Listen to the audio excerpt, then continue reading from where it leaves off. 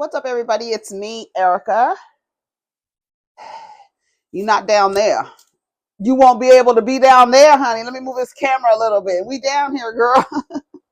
Not down too far. Girl, what is going on?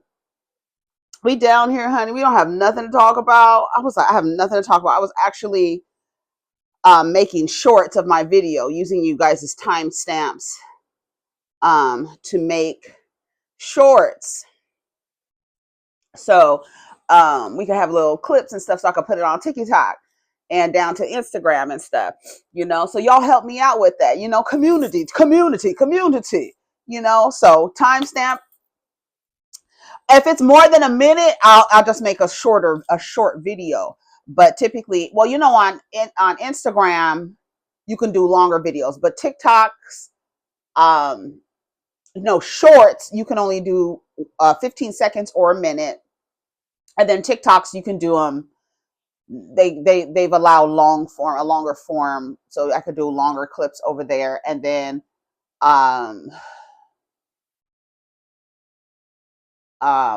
90 seconds, I believe, or 2 minutes or something like that for Twitter. But hold on, started none of that stuff. So what are we talking about? We don't have nothing to talk about, as usual. So let's go down to the blogs, honey. I sponsor the blog. Let me tell you something. See what is happening down to the blogs. Okay, the first story that comes up is from the Neighborhood Talk. Let me save it before the screen refreshes and I lose it. All right, it says, neighbors, this one has been the messiest divorces ever. Girl, according to In Touch Weekly, Simon Guabadia, if that is his name, is reportedly requesting that Porsha Gator-Tooth Williams, Guabadia, Stewart, what other man has she thought was more important than her Black American civil rights activist grandfather? And she changed her name, girl. Anyways, Porsha Williams sit under oath, requesting that Porsha Williams sit under oath and answer a series of questions about their relationship and her behavior before and after the divorce was filed. In the documents obtained by the outlet, Simon is trying to get to the bottom of why Porsha married him and divorced him so quickly.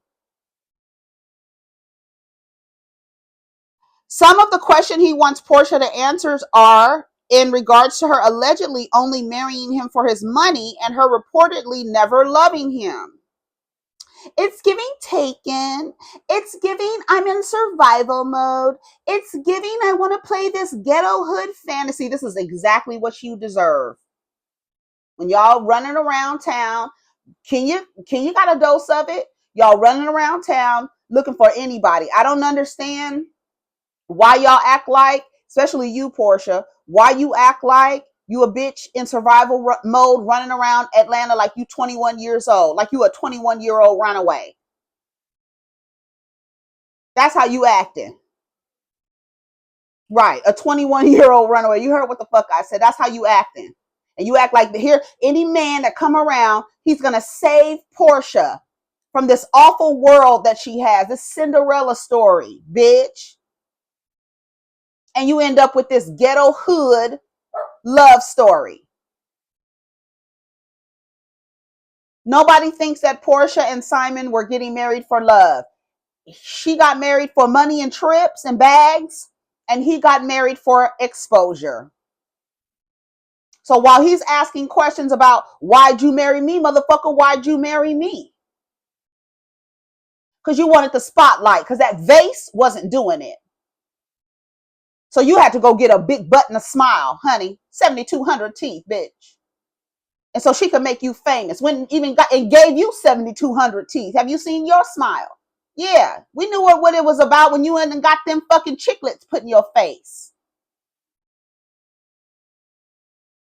You want all of this. You want all of this. You want the notoriety. That's when scammers, they are so egotistical and narcissistic that they think everybody else is not as smart as they are and they can pull shit over on people They come on reality television shows. We've seen them over and over again be so full of themselves after committing crimes and come on TV so more people can see them.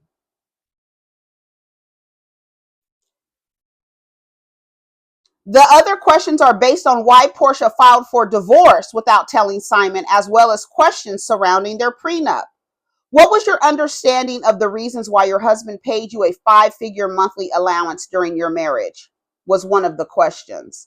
Simon is also questioning Porsha's faithfulness during their marriage. Didn't I tell y'all the other day?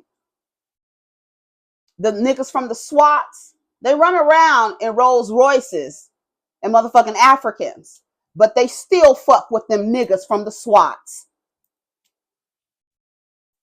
Trust me. Simon is also questioning Porsha's faithfulness during their marriage. He wants her to explain the nature of her relation with a man named Kevin, her ex and child's father, Dennis McKinney. I thought it was McKinley. It's McKinney? I didn't know that. And another man named Jonathan. Shockingly, Simon also wants to know the extent of Porsha's relationship with Future. Explain the nature of your relationships with Navadius Damon Cash, professionally known as Future. Sources close to Porsha have denied that she even knows Future. Right, she don't know Future. She know Navadius or whatever other fucking nickname she gave him. That's Phaedra's friend. You got to ask them very, very specific, rooted questions. You can't say, do you know Future? Because she calls him a different name. So that's not who. She don't know Future. She know whatever the fuck she call him.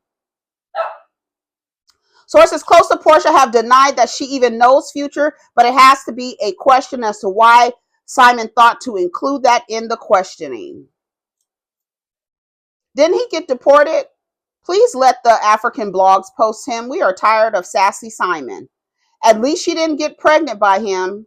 Ladies, this is what happens when you go to your homegirl's house for a swim and leave with her man. See what happens when you don't follow girl code?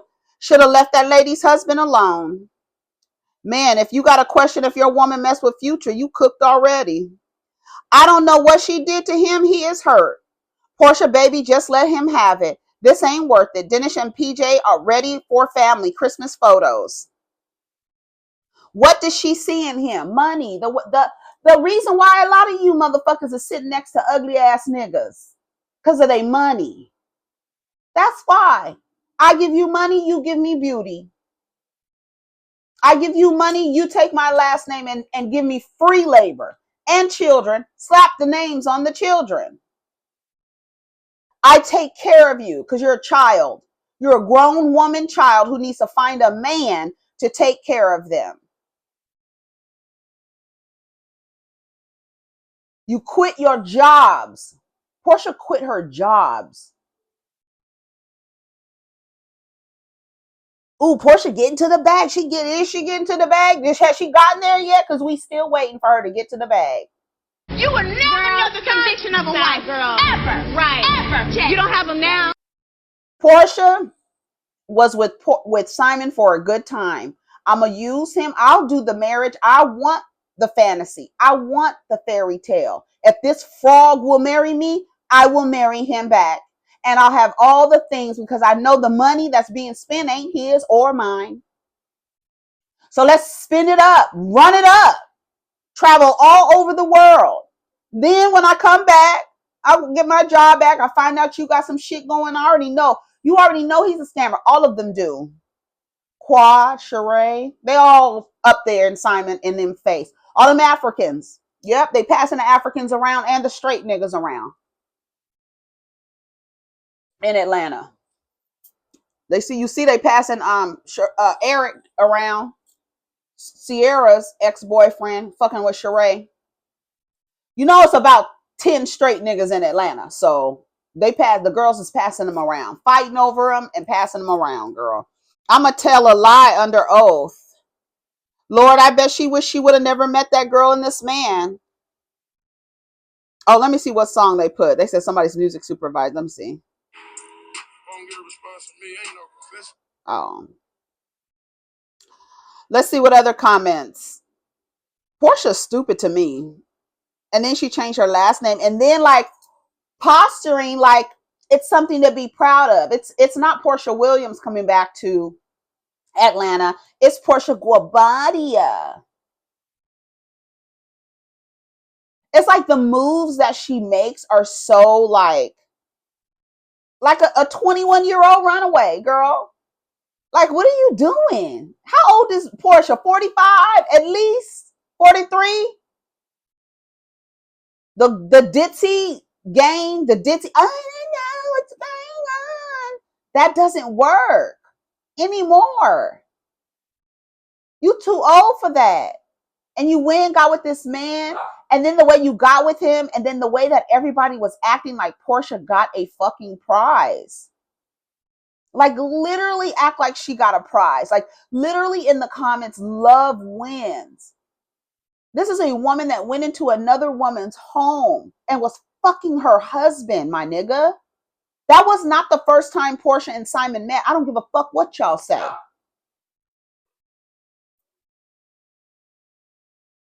So Porsha, I'm sorry. I don't feel sorry for her. And the way that the community responded to what she did. Why y'all got all these morals, but I tell you, I said it the other day. Y'all in this thing with sisterhood. I keep hearing people, I heard Yanni talking about it the other day, talking about there's no such thing. It's no, when there's a dick in proximity, sweetheart, there's no sisterhood. Everybody leaves their sisterhood email on red. They read it, they don't respond. If there's a nigga in proximity, if there's a penis around, sisterhood is out the window. Women's empowerment, out the window. When the women and the men are motivated by their genitalia, there is no sisterhood. Sisterhood typically reflects where there are women who decenter men, have prioritized themselves, and prioritize their relationships with other women. When there is a man involved, there is no sisterhood. Sorry. I am so sorry to break it to you. If you have two women and they're acting a certain way with each other, don't look around. Look around both of them. It's a nigga back there. Y'all was really going up for this woman walking into this lady's house and then just dating him and getting married and then like telling people and then like letting her child sit on his lap, like doing the most.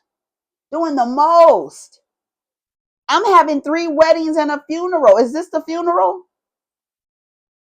Porsha? I don't see how y'all be going up for her at all. I don't get it. I don't get how y'all be going up for Porsha at all.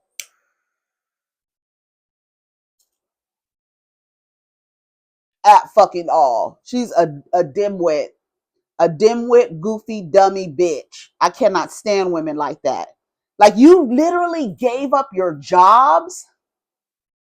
You got with this man in this way, and you have literally people cheering her on. Because you know what they're cheering on? The fact that she was able to have a fantasy wedding. That's all they're cheering on. I wish that you guys would start walking down the aisle to cardboard men. I really do. Because they actually have more personality than the motherfuckers y'all be marrying and getting in relationships with. Please. Stop doing all of this just to be married. Stop acting like you're a child who needs to be taken care of. That part is wild to me. Running around as a woman in 2024, looking for a man to take care of you or looking for ways that a man can serve you. Girl, if you don't call a man to fix shit around your house, that's how they serve you. Make them useful that way. If you need a man so in your life, so close in your life, so much, call a goddamn plumber, call a goddamn HVAC man. That's how the man can be of service. I can't believe the way y'all acted with that whole Porsha and Simon situation. And look at her now. And where are y'all at? Where's Quad? Simon is such a good man. And let me tell y'all something. Let some more details come out. The way it was hashtag love wins, those same women are gonna flip on you, bitch. They're gonna flip on you. All of a sudden, why is she doing Simon like that? Wait, just wait. They're gonna take his side in a heartbeat. And the truth of the matter is, you know what this is doing for Simon? Opening him up for more women to give him attention. The details of this divorce, giving her an allowance, this is like a resume. He's putting this is like on LinkedIn or some shit. And for the women who need men to take care of them like they're infants, they're looking for a man to give them an allowance because they're dumb children, teenagers who need an allowance for fucking somebody, girl. Ooh, girl. And look at Simon. He ain't attractive by any means. I don't give a damn what y'all say. Ain't nothing cute about Simon, with or without the new teeth. Them serial number teeth. Nobody, And everybody knows that you got with him for the money. Everybody. And everybody's just acting stupid, like clapping and hashtags and all that dumb shit. All of it.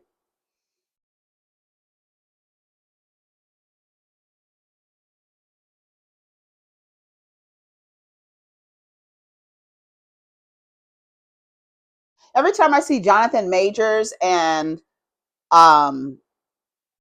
Megan Good, I'm not, another one, another one, another one. There is something about men that there are some women, they don't think. And I was thinking about that the other day, like how whether we like it or not, I feel like, I always use a video game analogy. And I feel like souls who drop into female bodies and who are socially engineered to go towards heterosexuality, not understanding the system of patriarchy and the way that it's designed, but all the programming that is provided to you from just a little girl. And so you feel like, oh, you're drawn. I must be attracted to this person. And then I'm supposed to actually be in close proximity with them and be in intimate relationships with them. And that's what's promoted more than anything. It's even promoted that why can't men and women be friends? Because you guys don't we're not socially engineered for that. Right? They saw the guy from Bear, what's his name, the actor, and the black woman. I guess she's on the show with him. I don't watch the show, but they were together somewhere, and the people like, oh, they must be fucking. Remember I said the other day, people cannot see a person with a penis and a person with a vagina together because they must be fucking. So for our entire lives, we're programmed to go towards this thing. We're like so much so that you don't even analyze. You just feel like, oh, I have a vagina. I must be attracted to people with penises. And that's what makes it so hard for our gay and lesbian brothers and sisters, because everybody is socially engineered to go one way. And when you feel a different way than what's being programmed, it's a war inside. It's a battle because you're like, okay, especially like little girls, little boys. All the little girls are like, okay, we're being socially engineered to run towards little boys. And there's that one little girl who's like, okay, I don't know.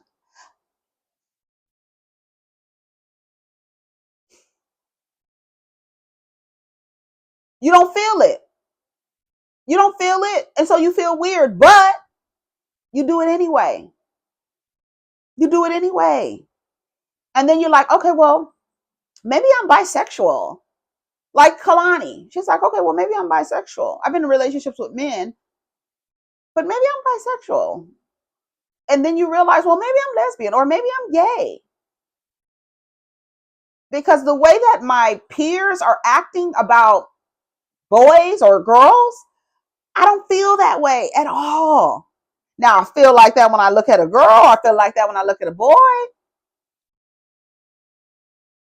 And then they have to battle it. But I feel for women, from girls to women, it's like a rite of passage to deal with the effects of patriarchy in the way that boys to men are socially engineered to treat girls to women if they are practicing heterosexuality. I feel like it's a rite of passage. You have to go through it. And for some, they continue to do it over and over and over and over again. Some people do it 3 or 4 times. They're like, this is not it. Some people do it 5 or 6 times. This is not it. Some people just do it for the rest of their life. They spend the rest of their life trying to find someone to spend their life with. Going from man to man. Hey, Tamar, going from man to man to man to man to man to man to man to man. They're never by themselves. You have a homegirl. She's never by herself. She always has a man. Her life means nothing without a man. It's sad. It's really, really, really, really sad. And I was just telling Dee like that I feel like as a video game, you're the player in the video game. You're walking down the road and you're looking at all the different things that socially engineer us, right? The music, the television, the ads, everything. Then you're like, okay, there's a boy. Okay, I'm supposed to go with this boy growing into a man. Okay. And now he's fucking weird. He's having these expectations of me. He wants to control me.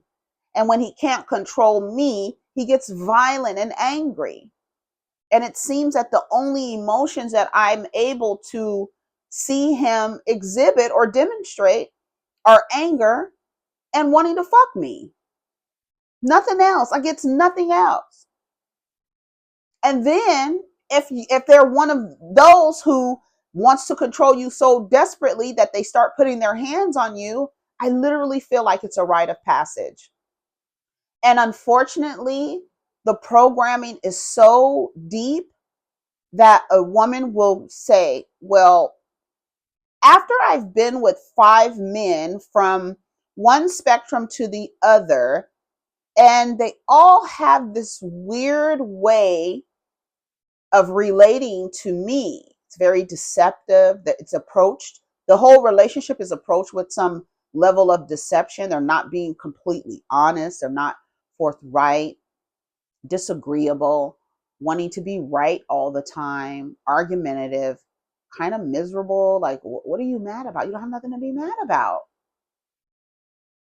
And I feel like women have to go through it. And for some women, they just keep going and going and trying to figure out, trying to find that man. Like, I don't even know what honestly, I promise you, I don't know what it feels like. I don't. Oh, I want to be married. I don't even know. I can't even look up in the sky and like play like it's something that I thought of. No, never, ever. It's, and then the way that y'all give these men chances. Megan Good. Honestly, if we were to write on the board Jonathan Major's resume, why in the world would any woman be available? He should be ostracized. Like that man on Oprah. Y'all remember that episode? I was a young girl and I remember this episode. It was a Jewish man. Y'all know what I'm talking about. He was on Oprah. He was bad mouthing Jewish women. He was.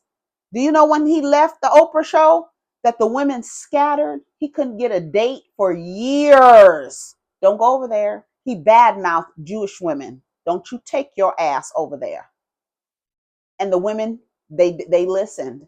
When I tell you those women were on code with that man, he came back out and was like, I couldn't get a date for years after I bad mouthed Jewish women on your show. But these niggas can go out and beat women up, practically kill them, and y'all be waiting in line. Love wins. I'm next. Girl, what? Not only do they disparage you, they be throwing other women in your face. I'm glad the majority of y'all are over that shit and not allowing yourself to be triggered by that weirdo behavior where they throw other women in your face. You know now, everybody knows now, the preference do not get preferential treatment. They're only used as a weapon against you, because if you have a male-centered brain, another woman can be used by a man to make you feel a certain way. He will use another woman as a weapon against you. Right? You know, we call Alicia Keys the home wrecker. No, the home wrecker is Swiss Beats, but she was the hammer. He used her as a tool to wreck his home. And then y'all have to act like you okay with dating a man who choked a woman. There's no way you should be dancing around in any circle with Jonathan Majors. He should be ostracized. Not only that, not only he's with white women, but he's abusive to white women. And you know how they pedestalize white women and whiteness, just whiteness. So if something that they put on a pedestal is being abused, what do you think they're going to do to you? What do you think? Take a wild guess. And since there has been no consequence for his behavior, what makes you think you're not going to be on the other end of his violence? So not only do you not fit the description of the people they put on a pedestal, but you've given him an opportunity where he deserves none. When a man is on record having abused women, all women should scatter. He should be no more, he should become an incel. He really should. But no, women who center men, as long as he picks them, they don't care what he's done in the past. They don't even want to look. They will tell you what he did with you. I'm gonna be different. He ain't gonna be able to do that to me. Fast forward 3 years later, and you going through it. You coming out the restaurant, hair twisted to the side. Girl, why didn't y'all tell me? What you mean? We was trying to tell you you was calling us haters. You said we was haters. We was bitter. Why should a group of men change when they can still have access to women? Why? When women is their motivation, pussy is the motivation. Pussy and money is the motivation. Because if I have the money, I can get more pussy. There's a lot of niggas with no money getting a lot of pussy. But I feel like it's a rite of passage to go through this with these weirdos. But giving them chances after chance, Bhad Babbie, catch me outside. He caught her ass outside, beating her up. You pick the right one. You tough until you meet a nigga who will beat you up and has no problems beating you up like you a boy. None. Y'all always think, oh, because these people exist that they're not going to do these things to you, and you get close enough to them and then they abuse you. They mishandle you. They harm you. I'm just looking at Jonathan Majors and Megan Good dancing, and it's silly. Bhad Babbie speaks out. She's not leaving after sharing her domestic violence footage of her boyfriend LV. I love that man more than I love myself. And it's honestly really sad. Yeah, it's sad that you love somebody more than you love yourself. Even if you have, even after you don't even say you love your kid. You know, that's the signal, right? Oh, I'm a good mother. I love my kids more than I love myself. But to say you love a man who violates your body, the only way, like I said, only way motherfuckers can touch me if it's with love and affection. If you touch me in anger, you'll never get to touch me again. You probably won't even see me again. Don't put your hands on me in anger at all. And you love him more than you love yourself. He don't give a fuck about you. That's so in this situation, nobody loves you. You're in a relationship where you love the man more than you love yourself. He loves himself, don't love you. So you in a relationship and nobody loves you. Girl, you're in a relationship and nobody in the relationship loves you, not even yourself. And y'all be running around. It really upsets me because there's something in your programming that tells you that makes you want you haven't even analyzed your desires. Did anybody analyze their desires? Write down the things that you desire and then ask yourself why you desire those things. Have you ever analyzed that? Like, why did you want this? You wanted to be this when you grew up. Why did you want to be whatever it is that you wanted to be when you grew up? What was that about? Where did you get that from? Where did you get this from where you wanted to be a mattress and a maid? Where did you get this from where you take pride in serving a man? Who taught you that? Where did you learn that from? That's not innate. It's taught.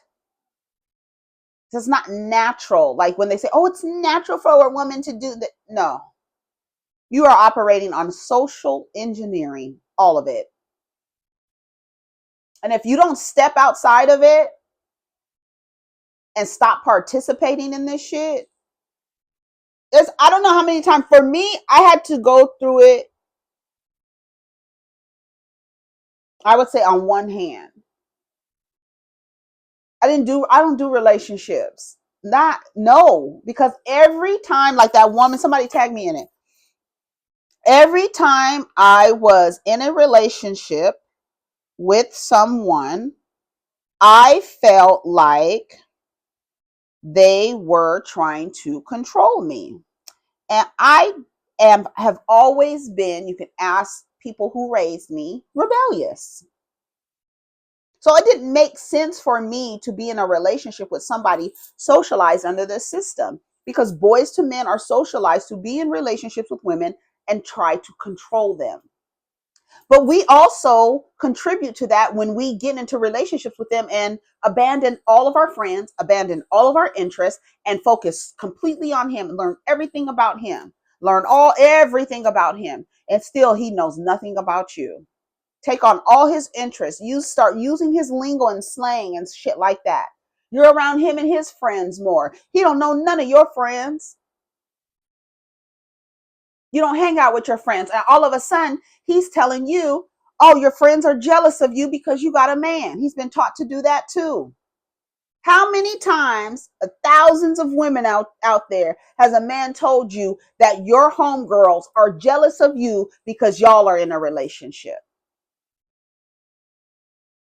So where did all of those men learn that from? Who did they learn that from? If I've been told that in California, and you've been told that in Texas, and you've been told that in Florida, and you've been told that in New York, and you've been told that in Minnesota, and you've been told that in Illinois, and you've been told that in Wisconsin, and you've been told that in Oregon, where the fuck did they learn it from?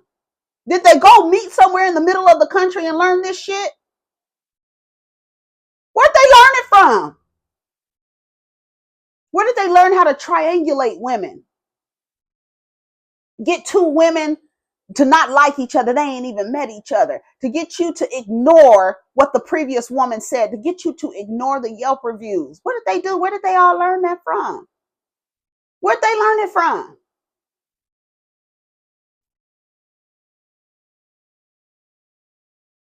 Where did you learn to take on all his interests? Where did you learn that when you get with the man, you start auditioning to become, for him to claim you? You allow him to define the relationship. You in a full-on relationship and you just wait for him to give you the word. And then whether you doing all the maid mattressing and muling for him before or after or during, it doesn't matter. You giving freely, you auditioning from the moment y'all get together to get picked. Where did you learn that from?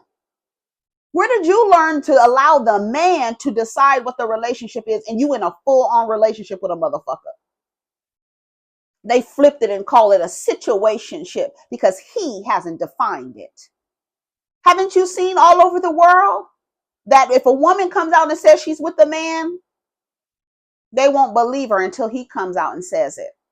But a man can come out and say he's in a relationship with a woman and everybody believes him. And if she comes out and says, no, we're not in a relationship, girl, you just lying. If a man says he's in a relationship with somebody, everybody believes him. She says it, no, they got to wait until he comes out and says it. Where is he at? Where is he at to agree to that y'all in a relationship? And y'all be waiting and waiting and waiting for somebody to define a relationship while you're in a relationship. You don't see the grift?